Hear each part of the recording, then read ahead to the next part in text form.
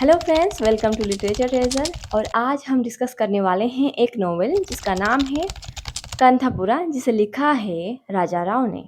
राजा राव का जन्म हुआ था 1908 में और मृत्यु हुई थी 2006 में।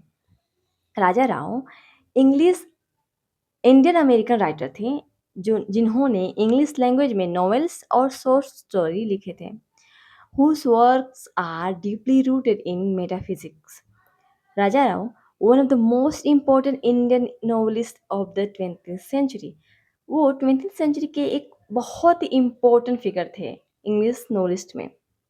He is specially known for combined Indian philosophy, spirituality and culture with English writing. तो वो अपने वर्क में बहुत ही खूबसूरती से और बहुत ही स्किलफुली जो इंडियन फिलोसफी है, स्पिरिचुअलिटी है और जो हमारी कल्चर है, उसे इंग्लिश राइटिंग में कंबाइन करते थे, प्रेजेंट करते थे। Raja Rao helped create a unique Indian style of English writing. He believed that English could express Indian thought and culture in its own way. तो क्या हुआ, बहुत से ऐसे देश थे जिसे इंग्लैंड ने कॉलोनाइज किया था। तो वहाँ के जो थिंकर थे वो बिलीव करते थे कि हम हमारे जो थॉट है, कल्चर है, उसे हम अपने ही भाषा में एक्सप्रेस करना चाहते हैं। लेकिन राजा राव उनमें से थे जो बिलीव करते थे कि ये जो कॉलोनाइज़र हैं, हम उनके ही लैंग्वेज को एज अ टूल यूज़ करेंगे और हमारा जो थॉट है, कल्चर है और हमारे जो फीलिंग है, इमोशन है, उसे एक्सप्रेस करेंगे और उन्होंने अपने वर्क से वही किया। His work are considered important in Indian English literature. Raja Rao was a major Indian writers whose novel explore Indian culture, freedom struggle, philosophy, and spirituality. His writing made Indian English literature respected around the world. Raja Rao के ये कुछ novel हैं जो उन्होंने लिखे थे: Kanthapura, the serpent and the rope, the cat and Shakespeare, comrade Kirillov and the chess master and his moves. Raja Rao को 1964 में साहित्य अकादमी अवार्ड से सम्मानित किया गया था उनके बुक सरपंच एंड द रोप के लिए, और 1969 में पद्म भूषण मिला था, और पद्म विभूषण उन्हें पोस्टमसली मिला था, यानी उनकी मृत्यु के बाद। उन्हें 1997 में साहित्य अकादमी फेलोशिप का भी अवार्ड मिला था। कांथापुरा नोवेल को बारीकी से और डीपली समझने के लिए हम शुरुआत करते हैं कैरेक्टर से। सबसे पहले अचक्का के बारे में जान लेते हैं। अचक्का वही हैं जिन्होंने ये पूरी कहानी को नरेट किया है। इन्होंने अपने बारे में ज़्यादा कुछ नहीं बताया है, हमें बस इतना पता है कि वो एक एल्डर वुमन हैं और ब्राह्मण कास्ट से बिलोंग करती हैं। ये कांधापुरा विलेज में ही रहती हैं। उनकी ये पूरी जो नरेशन है वो फुल ऑफ फ्लैशबैक और एंडलेस सेंटेंसेस से भरी पड़ी है, जिसे वो विथ और एंड से जोड़ती हैं। उन्होंने in the beginning of the book Moorthy को सपोर्ट नहीं किया था, लेकिन आगे जाकर बुक में उन्होंने वुमन की जो टीम थी उसे लीड किया था, हेल्प किया था। कांथापुरा की जो स्टोरी है चक्का ने ऐसे सुनाया है जैसे कि पुराने ज़माने में पुराण को सुनाया करते थे। तो चलिए आगे बढ़ते हैं इस कहानी के मेन कैरेक्टर मूर्ति के तरफ। Moorthy is the protagonist of the novel Kanthapura and leader of the village Gandhian resistance movement. तो हमारे इस नोवेल के मूर्ति प्रोटैगनिस्ट हैं और इन्होंने अपने विलेज में गांधीयन एक मूवमेंट को लीड किया था। अ यंग ब्राह्मण who reject the caste system and support social equality. क्या होता है, विलेज में शिवलिंग मिलता है, उसके बाद ये पूरा कांथापुरा है ना, वो कंचम्मा को छोड़कर, उनकी जो गांव की देवी होती है उन्हें छोड़कर लॉर्ड शिवा, भगवान शिव को पूजा करने लगते हैं, जो इंडियन नेशनलिज्म की तरफ उन्हें ले जाता है। वहाँ पे जयराम चारक हरि कथा परफॉर्म करने वालों को भी बुलाया जाता है, जो महात्मा गांधी के आइडियाज़ हैं उसे स्प्रेड करने में मदद करता है। साथ ही साथ पूरे विलेज को मूर्ति ये मना लेता है, इनकरेज करता है कि वो खाकी पहने और गांधीयन के जो वैल्यू है, नॉन वायलेंस है और ट्रुथ है, उसे फॉलो करें।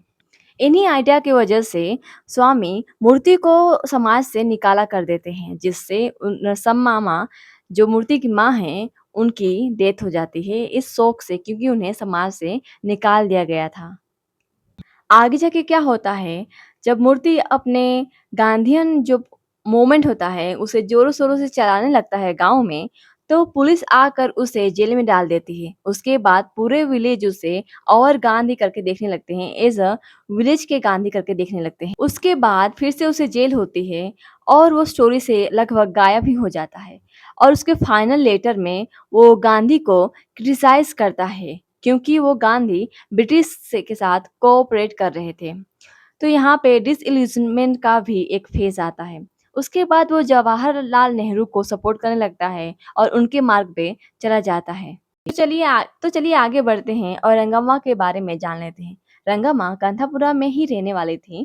वो एक विडो थीं और बहुत ही वेल्दी और रिच फैमिली से बिलॉन्ग करती थीं। उनके हस्बैंड की मृत्यु के बाद उनके पास एक बहुत ही बड़ा घर था, जो बाद में सेंटर बन गया था village Congress and protest movement का। वहीं से जो भी मूवमेंट होता था, वहीं से निकलता था, वहीं से आइडिया को नोशन में दिया जाता था, वहीं पे मीटिंग हुआ करती थी। वह सबसे पहले वो थीं जिन्होंने मूर्ति का जो मूवमेंट था उसमें भाग लिया था और बाद में जाकर वो लीडर भी बन गई थी, सेकंड लीडर बन गई थी। उन्होंने स्त्री का जो ग्रुप था उसे भी लीड किया था और जिसमें अचक्का ने बाद में अंत में जाकर जॉइन कर लिया था।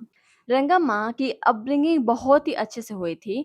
उसको यूज़ कर उन्होंने क्या किया, उस विलेज में एक न्यूज़पेपर को स्प्रेड करना शुरू कर दिया, पब्लिश करना शुरू कर दिया, जो गांधीयन का मोमेंट था, नेशनलिज़्म का आइडिया था, वो स्प्रेड कर रहा था उस गाँव में। She gets arrested the night before the final conflict in Kantapura, and the villagers are still waiting for her release at the end of the book. तो क्या हुआ कि उन्हें गिरफ्तार कर लिया गया था और बुक के अंत तक उन्हें रिहाई नहीं मिली है और विलेजर उनकी राह देख रहे हैं।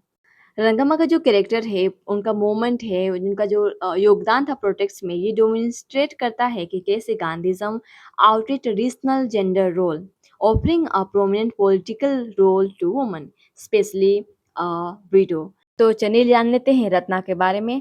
कमला मास daughter, a young girl whose husband died soon after she married him at age of 10.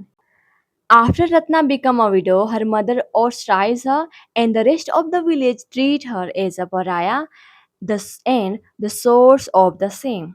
तो क्या होता है, बहुत ही कम उम्र में उसकी शादी करवा दी गई होती है। जब वो 10 साल की होती है, तब उसके हस्बैंड की मृत्यु हो जाती है। जब वो विधवा हो जाती है, विडो हो जाती है, उसके बाद क्या होता है कि उसकी माँ उसे साफ-साफ मना कर देती हैं, यहाँ नहीं जाना, वहाँ नहीं जाना, रोक-टोक लगा देती हैं। साथ ही साथ पूरा विलेज है, उसे एज़ अ पराया ट्रीट करने लगता है। जैसे कि विडो होना उसकी चॉइस हो, उसे सोर्स ऑफ सेम की तरह देखने लगते हैं। Ratna gains a central role in the Gandhian campaign once Ramakrishnan dies, and she began to read religious texts to her to rest of the Satyagrahi during the final massacre in Kanthapura. A policeman tries to rape her, but she fights him off. जब रंगम्मा और मूर्ति jail में होते हैं, उसके बाद रत्ना ही ये पूरे moments को लीड करती है और आगे बढ़ाती है। पुलिसमैन उसे अरेस्ट कर लेते हैं, उसके बाद क्या होता है, जब वो वापस आती है, तो वो अचक्का और जो बाकी की स्त्री होती हैं, उन्हें बुलाती है और मूर्ति का जो लेटर आया था, जिसमें उसने बताया है कि मैंने गांधी का जो रास्ता था, उसे छोड़ दिया है, वो पढ़ के सुनाती है। और उसके बाद क्या होता है कि वो आखिर में मुंबई चली जाती है, कांथापुरा को छोड़कर। अर्ली इन द बुक क्या होता है, रत्ना रिप्रेजेंट द क्रूर reality of caste system that will reject a young girl whose chosen husband die before she even old enough to recognise her place in the world. लेकिन क्या होता है, उसका जो इन्वॉल्वमेंट होता है सत्याग्रह कैंपेन में, वो ये दर्शाता है कि कैसे Gandhism empower women and outcast through its insist on equality and drive for freedom. हमारा नेक्स्ट कैरेक्टर है Bhatta, a powerful and suave businessman who amasses land and power in Kanthapura. While he acts friendly and appears generous to the villagers who borrow money from him, he actually charges them very high interest rate and systematically manipulate them for his own financial gain. तो क्या होता है, भट्टा यहाँ का एक businessman है जो उसके पास पावर और लैंड है।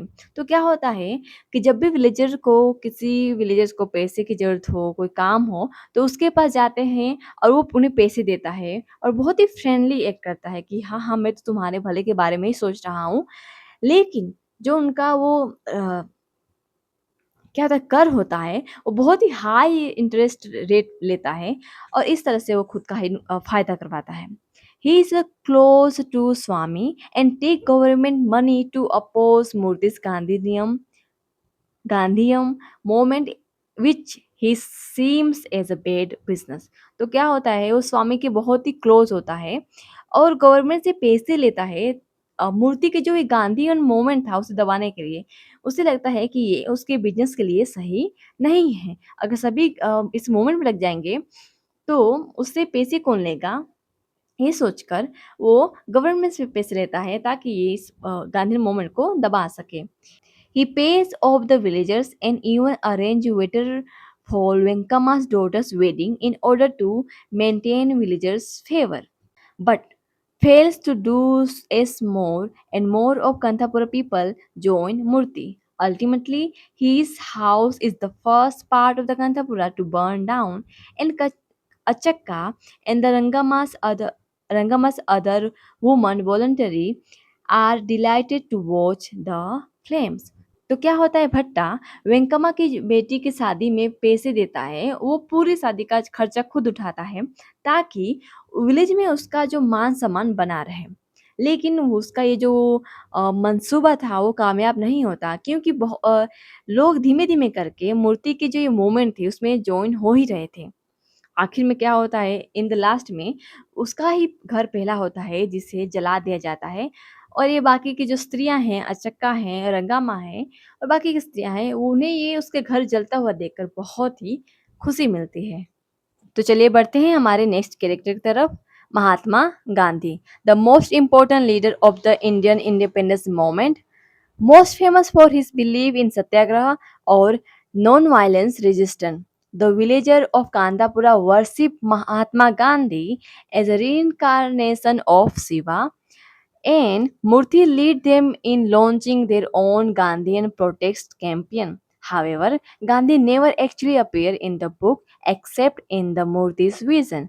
By the end of the book, some of the villagers seems to recognize that Gandhi is a figurehead more than he is effective leader, and the wonder why they are sacrificing their life, home, and land Mahatma's idealistic political goals. तो क्या होता है, महात्मा गांधी के बारे में यहाँ पता चलता है कि इस उस विलेज में उन्हें शिव का रूप की तरह पूजा करते थे। उसके बाद क्या होता है, मूर्ति ने खुद का ही उस गांव में गांधीयन प्रोटेस्ट शुरू कर दिया था। फिर क्या हुआ, पूरे विलेज ने सपोर्ट किया था और कभी भी एज अ पर्सन यहाँ पे गांधी अपीयर नहीं हुए थे। लेकिन जब सिर्फ एक बार जब मूर्ति ने उनका भाषण सुना था और गांधीयन का अ, उसने गांधी मूवमेंट में पार्ट ले लिया था। इन द एंड में क्या होता है कि पूरे जो विलेज हैं वो इसे रियलाइज करते हैं कि हम गांधी को क्यों फॉलो कर रहे थे, अपने लाइफ, अपने होम और अपना जो लैंड था उसे हमने सेक्रीफाइस क्यों कर दिया। उन्हें तो सिर्फ अपना एक पॉलिटिकल गोल को अचीव करना है। इस तरह से ये पूरा गांव डिसइल्यूजमेंट का फेस को महसूस करता है। तो आगे बढ़ते हैं हमारे नेक्स्ट कैरेक्टर पटेल की तरफ। वो गवर्नमेंट ऑफिसर है और गांव में गवर्नमेंट को रिप्रेजेंट करता है। अचक्का बताते हैं कि nothing can be done without range Gowda, everything everyone in the village fears him. After he joins the Gandhian protest, the colonial government replaced Ranga Gowda with a new Patel. But Ranga Gowda maintain the fear people's favor and continue to effectively serve as a Patel. तो क्या होता है जब वो participate कर लेता है उस मोमेंट में, तो उसे अपनी जॉब से हाथ धोनी पड़ती है, लेकिन इसके बावजूद भी गाँव में जो उसकी इज़्ज़त थी, वो बनी रहती है। He is the only resistant of Kanthapura who return to visit in after Ranchi burn it down. Bade Khan is a Muslim officer who keep watch on Kanthapura after Murthy spread Gandhian idea. He represents the government's power and commit the first act of violence by attacking Murthy. सबसे पहले मूर्ति क्या चाहता है कि वो हमारे जो Gandhian movement है उसमें शामिल हो जाए। वो कोशिश भी करता है, लेकिन आखिर में Bade Khan support the police in suppressing the rebellion. हमारा आखिरी कैरेक्टर होगा Swami. The Swami is a powerful Hindu religious leader from Mysore who support the Brahmin against Moorthy's Gandhian movement. The colonial government reward him with land for defending the strict caste system. तो क्या होता है, स्वामी वही इंसान है जो मूर्ति को गांधीयन जो मूवमेंट को सपोर्ट करने के लिए, शुरू करने के लिए और जो कास्ट इक्वलिटी की डिमांड करने के लिए अपने समाज से निकाला कर देता है। उसे गवर्नमेंट सपोर्ट करती है by giving him land. He excommunicated Murthy for mixing with the pariah, and though he never appeared directly in the novel, he represents the distance and powerful control over colonial rule. तो आगे बढ़ते हैं और समझते हैं इस novel की summary को। तो कांथापुरा की कहानी जो है वो एक स्मॉल साउथ इंडियन विलेज की है जहाँ पे गांधी नेशनलिस्ट मूवमेंट की शुरुआत होती है। हमारी जो कहानी की नरेटर है वो अचक्का है, एन एल्डर ब्राह्मण वुमन। वो कहानी को नॉन लिनियर स्टाइल में बताती हैं, सुनाती हैं। वो कहती हैं कि एक दिन मूर्ति को शिवलिंग मिला और उसके बाद गांव वाले धीमे धीमे करके शिव की पूजा करने लगते हैं। उससे पहले वो गांव की देवी केंचम्मा की पूजा किया करते थे। अब क्या होता है, मूर्ति धीमे-धीमे गाँव वालों के पास थोड़े-थोड़े पैसे जमा करता है और हरी कथा के प्रोग्राम रखता है, जहाँ पे जयराम चारक नाम के एक व्यक्ति आते हैं और कथा सुनाते हैं। उस कथा में क्या होता है कि गांधी को शिव का दूसरा रूप बताते हैं, अवतार बताते हैं और कहते हैं कि वो हमारे देश को बचाने आए हैं इन अंग्रेज़ों से। उससे क्या होता है कि उस गाँव में नेशनलिज़्म की जो भावना ह होती है उभर के आती है और धीमे-धीमे गाँव गांधीयन के विचार की तरफ जाती है। इसलिए जो गवर्नमेंट होती है वहाँ पे एक मुस्लिम पुलिसमैन को भेजते हैं जिनका नाम होता है बड़े खान। लेकिन पटेल रंगा उसे कह देते हैं कि नहीं, नहीं, ये हमारे गाँव में नहीं रहेगा, इसे कोई घर नहीं देगा, कोई जगह नहीं मिलेगी रहने के लिए, क्योंकि ये दूसरा रिलीजन से बिलॉन्ग करता है। जब बड़े खान को गाँव में जगह नहीं मिलता, तब स्कैफिंगटन कॉफ़ी स्टेट के जो साहिब होते हैं, उसे वर्कर के साथ एक झोपड़ी में रहने के लिए जगह दे देते हैं। और यहाँ पे गाँव में मूर्ति क्या करता है, सभी गाँव वालों के पास जाता है और कहता है कि आप अपना चरखा खुद चलाओ, अपने लिए खाकी कपड़ा खुद तैयार करो और खुद पहनो और जो ये फ़ॉरेन की चीज़ें हैं, उनका त्याग करो। बट भट्टा डिस्पाइसेस गांधीज़्म। व्हाई? क्योंकि उसका जो पूरा बिज़नेस था इसी पे चलता था कि वो स्मॉल फार्मर को लोन दे और उस पे हाई इंटरेस्ट वसूल करे। तो वो किसी भी कीमत पे मूर्ति को रोकना चाहता था। इसलिए वो मंदिर के प्रीस्ट के पास गया और कुछ लोगों के पास गया। साथ ही गया मैसूर के फेमस स्वामी के पास और उसने कहा कि ये मूर्ति है ना, वो हमारे जो कास्ट को पॉल्यूट कर रहा है, उसे रोको। तो स्वामी उससे साफ-साफ कह देते हैं, अगर तुमने ये सब बंद नहीं कर दिया, तो तुम्हें हमारे जो समाज है उससे निकाल देंगे। इस बात से मूर्ति की जो माँ होती है नरसम्मा, वो डर जाती हैं। वो मूर्ति से कहती है कि तुम ये सब बंद करो, लेकिन मूर्ति नहीं सुनता, इसीलिए वो मूर्ति से बात करना बंद कर देती हैं। लेकिन लेकिन उसके बावज अब ये सब हो रहा है, वो नहीं सुन रहा, वो कास्ट को सिस्टम का जो है उसे ख़त्म करना चाहता है, इसीलिए उसे उसके समाज से निकाल दिया जाता है, जिससे उसकी माँ शोक के मारे मृत्यु को प्राप्त होती है। उसके बाद मूर्ति रंगम्मा के घर में आकर रहने लगता है। अब कहानी आगे बढ़ती है स्टेफिगन स्टेट में। वहाँ पे जो मज़दूर हैं, जो कूली हैं, उनकी परिस्थिति बहुत ही खराब है। उनसे बहुत ही ज़्यादा काम करवाया जाता था और जो उनकी वेतन होती थी वो बहुत ही कम होता था। साथ ही साथ उन्हें दारू और शराब पीने के लिए प्रोत्साहित किया जाता था ताकि वो उसी में धुत रहें और कभी आवाज़ ना उठाएँ, पैसा बचा ना सकें। 10 साल हो गया था उनको वहाँ काम करते हुए, लेकिन आज तक वहाँ से कोई भी एक इंसान भी वहाँ से बाहर नहीं जा सका। उनका जो पुराना मालिक था, उसकी बदली हो गई और नया मालिक आया। मज़दूर ये बताते थे कि जो नया मालिक था, वो दयालु था, वो उन पे मारपीट नहीं करता था। लेकिन अर्चका ये बताती है कि वहाँ की जो स्त्रियाँ थीं, ये उन पे रेप किया करता था और ये तब तक चलता रहा जब तक एक लड़की के पिता ने आवाज़ नहीं उठाई। उसके आवाज़ उठाने पर उसने उसकी जान ले ली और जिसकी वजह से वो कानूनी मामलों में फँस गया। और जो मूर्ति की गांधीज़्म मूवमेंट चल रही थी, वो धीमे-धीमे करके उसमें बहुत से लोग जुड़ रहे थे। उसमें से एक था वासुदेव। वासुदेव स्टेफिंगस्टन स्टेट में जाकर कूलियों को पढ़ना-लिखना सिखा रहा था और साथ ही साथ उनको जो मूवमेंट थी, गांधीज़्म मूवमेंट थी, उसमें पार्ट लेने को राज़ी करवा लेता है। और इन सब से प्रभावित होकर रचना नाम का एक कोली होता है जो कॉफ़ी स्टेट छोड़कर कांथापुरा भाग जाता है। कुछ दिनों बाद वहाँ पे एक हंगामा होता है जिसमें वहाँ की मजदूर स्त्रियाँ होती हैं, वो सब मिलकर बड़े खान को मारती हैं। जिस बात से मूर्ति को आहत पहुँचती है क्योंकि वो नॉन वायलेंस सिद्धांत को फॉलो कर रहा था।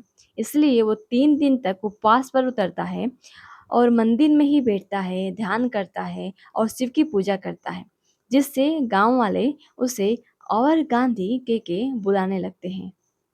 अब क्या होता है, मूर्ति एक प्लान के साथ रंगे घोड़े पास जाता है। वो कहता है, उसे समझाता है कि तुम भी भारत के मुक्ति के लिए, अंग्रेज मुक्ति के लिए गांधीयन मूवमेंट में शामिल हो जाओ और वो मान जाता है। फिर वो दोनों मिलकर एक लोकल कांग्रेस कमेटी वहाँ पे स्थापित करते हैं, जो ऑल इंडियन कांग्रेस की तरह काम करेगी, लेकिन ये लोकल ब्रांच होगा। उसके बाद मूर्ति रचना के घर पे जाता है, जो गाँव में पराया की तरह रहता है। उसके घर में उसकी बीवी, रचना की बीवी, उसे 1 ग्लास दूध ऑफ़र करती है। तो क्या होता है, उसे संकोच होती है क्योंकि वो ब्राह्मण होता है और वो पराया होते हैं, दलित होते हैं, तो उसे संकोच होता है। लेकिन फिर भी वो गांधीयन मूवमेंट चला रहा था और सभी कास्ट इक्वल हैं कि जो एक आइडिया थी उसे फ़ॉलो कर रहा था, इसलिए वो दूध पी लेता है।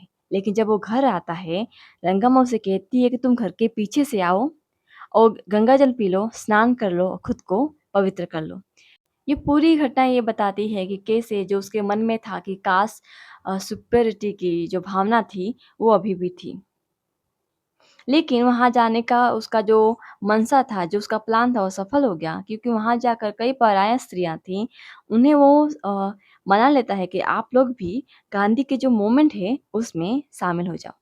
कुछ दिन बाद भट्टा को ये रियलाइज़ होता है कि इस तरह से पूरी गाँव तो मूर्ति को फ़ॉलो करेगी और धीमे-धीमे उसका जो गाँव में दबदबा था, रौब था, वो कम हो जाएगा। तो क्या करता है, एक स्त्री होती है वेंकम्मा, उनकी बेटी की शादी बाकी है और वो अपनी बेटी के लिए लड़का ढूँढ रही थी। तो उनके पास जाता है और अपने एक दोस्त के साथ उनकी बेटी की शादी तय करवा देता है। फिर कुछ दिन बाद जब वो सब लोग त्योहार मना रहे होते हैं, तभी पुलिस आती है मूर्ति को पकड़ने के लिए। तो पूरी गाँव वहीं पे होती है और वो अ, महात्मा गांधी की जय, महात्मा गांधी की जय ऐसे करके नारा लगाने लगते हैं और पुलिस का विरोध करते हैं। फिर पुलिस सभी को पीटती है, लाठीचार्ज करती है और मूर्ति के साथ-साथ 17 लोगों को भी पकड़ लेती है। बाद में मूर्ति को छोड़कर बाकी सभी को छोड़ देती है। यहाँ मूर्ति जेल में आध्यात्मिक गुरुओं और वकीलों की मदद लेने से साफ-साफ इनकार कर देता है। तभी एडवोकेट शंकर आते हैं, वो कहते हैं कि तुम्हारी रिहाई देश की नेशनल मूवमेंट के लिए बहुत ही ज़रूरी है। उसके बाद मूर्ति मान जाता है। फिर क्या होता है, शंकर अपने फ़ायदे के लिए एक मीटिंग करवाते हैं और मीटिंग के दौरान पुलिस वापस आती है और वहाँ की एक और लीडर को, रंगम्मा को उठा लेती है, गिरफ्तार कर लेती है। और रंगाम्मा ने जो अखबार छापना शुरू किया था, उसके ज़रिए कांथापुरा में ये खबर बहुत ही तेज़ी से फैल जाती है। गाँव में इसे बड़े ही चाव से पढ़ते हैं और जो अनपढ़ थे, वो भी दूसरों से खबर पढ़वाते थे। इसके बाद क्या हुआ, एक बहस शुरू हो जाती है कि अब मूर्ति को कैसे रिहा करवाएँगे और उसकी रिहाई कब होगी। उसके बाद क्या होता है, हमें ये पता चलता है कि गांधीयन मूवमेंट में शामिल होने की वजह से रंगे गौड़ा को भी नौकरी से निकाल दिया गया है और उसकी जगह पे दूसरे पटेल को बिठा दिया गया है। मूर्ति को 3 महीने की जेल की सज़ा सुनाई जाती है। अगले दिन बहुत बारिश हो रही होती है, उससे एक बुजुर्ग थे, रामाकृष्ण अय्यर, उनकी मृत्यु हो जाती है। उनकी अंतिम संस्कार के बाद लोग, गाँव वाले ये तय करते हैं कि जो रत्ना है, अब वो रामाकृष्ण अय्यर के जगह पर हिंदू धर्म ग्रंथ हैं, उन्हें पढ़ेगी और उन्हें सुनाएगी। जब गाँव में रंगम्मा और मूर्ति नहीं होते हैं, जेल में होते हैं, तब रत्ना ही वो पूरी गाँव को लीड करती है, पूरी मूवमेंट को लीड करती है। जब रंगम्मा वापस आती हैं, तो वो एक औरतों का वॉलंटियर ग्रुप बनाती हैं। फिर क्या होता है, वो दिन भी आ जाता है जिस दिन मूर्ति की रिहाई होगी।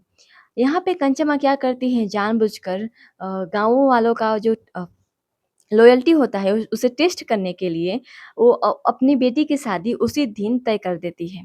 लेकिन ये पूरा गाँव है, वो तो मूर्ति का ही इंतज़ार कर रहे होते हैं और जब मूर्ति आता है तो उसकी स्वागत बड़े ही धूम-धाम से करते हैं। उसके बाद मूर्ति गाँव में उसकी गांधीयन मूवमेंट की जो पूरी काम-धाम थी अपने हाथों में ले लेता है। कुछ दिनों बाद उन्हें ये न्यूज़ मिलती है कि गांधी ब्रिटिश सोल्ट टैक्स के खिलाफ आंदोलन कर रहे हैं और समुद्र तक एक मार्च करने वाले हैं। पूरा गांव उन्हें सपोर्ट करने के लिए सुबह उठकर हिमावती नदी में स्नान करता है। दूसरी तरफ रंगामा और मूर्ति नेशनल गांधीज्म कांग्रेस पार्टी से इंतजार कर रहे थे कि कोई ऑर्डर दे और वो उस पे काम करें। तभी उन्हें ये पता चलता है कि महात्मा को गिरफ्तार कर लिया गया है, क्योंकि वो ताड़ी की दुकानों का विरोध कर रहे थे। साथ ही साथ टैक्स देने से इनकार कर दिया था और ये भी कह दिया था कि सरकार के जो ऑर्डर है हम फॉलो नहीं करेंगे। उसके बाद गाँव वाले भी ये फैसला कर लेते हैं कि वो भी रंगे गौड़ा को अपना पटेल की तरीके से तौर पे रखेंगे और उसके लिए विरोध शुरू करते हैं।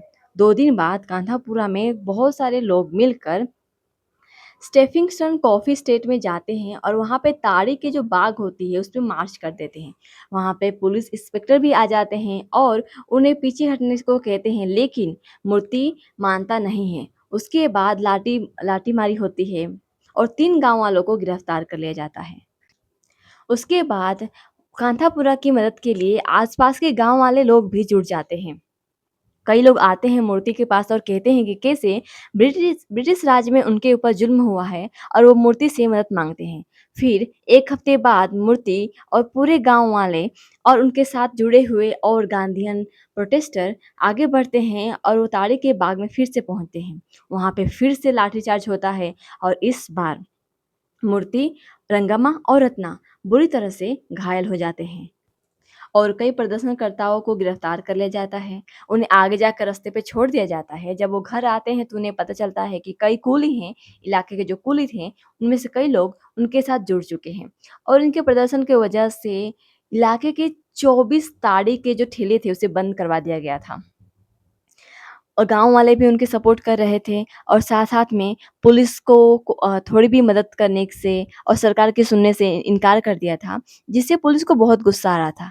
इसलिए पुलिस वाले गाँव से निकलने वाले सभी रास्ते पर आधी रात को बैरियर लगा देते हैं और चुपचाप से, चुपके से आधी रात को ही रंगम्मा और मूर्ति को गिरफ्तार कर लेते हैं।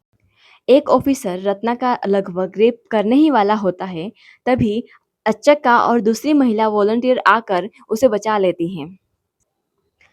3 दिन बाद गाँव वाले पुलिस के खिलाफ अपना चौथा और सबसे इम्पोर्टेंट विरोध शुरू करते हैं। उन्हें पता चलता है कि जो अमेरिकी यूरोपियन हैं, वो कांथापुरा में आए हैं और सरकार गाँव वालों की ज़मीन है, उसे नीलाम करने वाली है। इसकी वजह से अचक्का और जो दूसरी औरतें होती हैं, उन्हें गांधी के प्रति जो अपनी वफ़ादारी होती है, लॉयल्टी होती है, उसपे उन्हें शक होने लगता है। वो सोचती हैं, क्या अहिंसा हमें सच में बचा सकती है? हमारी रोज़ी-रोटी को सच में बचा लेगी? लेकिन जल्द ही मार्च शुरू हो जाता है और इस बार पुलिस वाले पहले से ही ज़्यादा बेरहम हो जाते हैं। प्रोटेस्टर में से एक गांधीवादी क्रांतिकारी झंडा उठा लेता है और पुलिस उस प्रोटेस्टर पे फायरिंग शुरू कर देती है, उनका कत्लेआम करना शुरू कर देती है, जबकि उनका जो पूरा मार्च था वो अहिंसावादी था। मार्च में आई हुई स्त्रियां गन्ने की खेत में छुप जाती हैं और वो देखती हैं कैसे उनके पड़ोसी और पार्टी मेंबर को कत्ल किया जा रहा है और वो डिसाइड करती हैं कि वो कांथापुरा से भाग जाएंगी। तभी रांची ये फैसला करती है कि अब वो गांव को आग लगा देगी। रांची के अलावा सभी स्त्रियां गांव से बहुत ही दूर निकल जाती हैं। तब रांची गांव में आग लगा देती है और वो स्त्रियां काशीपुरा गांव में जाकर अपना नया घर बनाती हैं। अचक्का आगे बताती है कि कांथापुरा की तबाही के 1 साल बाद गांव वाले इधर उधर बिखर गए हैं और वो अपने जिंदगी में आगे बढ़ चुके हैं और मूर्ति को भी जेल से रिहाई दे दी गई है। लेकिन उसका जो गांधी पे भरोसा था वो छूट गया है, वो उठ गया है क्योंकि गांधी ने अंग्रेजों के साथ समझौता कर लिया था। अब वो जवाहरलाल नेहरू को फॉलो करता है। रंगामा अभी भी जेल में है और कांधापुरा लौटने वाला एकमात्र व्यक्ति है रंगे गौड़ा, जो अचक्का को कहता है कि गांव को बॉम्बे के शहर के लोगों को बेच दिया गया है। और यहीं पे कांधापुरा की पूरी कहानी खत्म होती है। Thank you so much for watching. अगर आपको पसंद आए तो लाइक कीजिएगा, सब्सक्राइब करना और कमेंट करना। Thank you, bye.